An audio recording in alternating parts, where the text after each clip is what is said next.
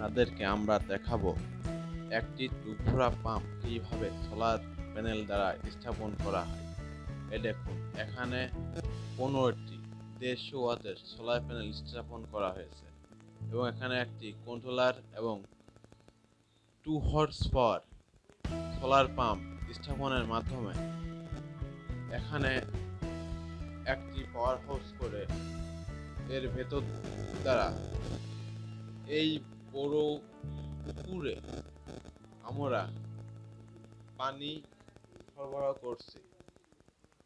এর মাধ্যমে আমরা সারা বছর এই পুকুরে পানি সেচ দিতে পারি এবং এর মাধ্যমে আমরা বিনা খরচে মাছ উৎপাদন করতে পারি এবং এটি দুর্ঘটনা থেকে অনেক সময় নিজেকে রক্ষা করা যায়, কারণ সোলার পাম্পে বড় কোনো দুর্ঘটনা ঘটে না।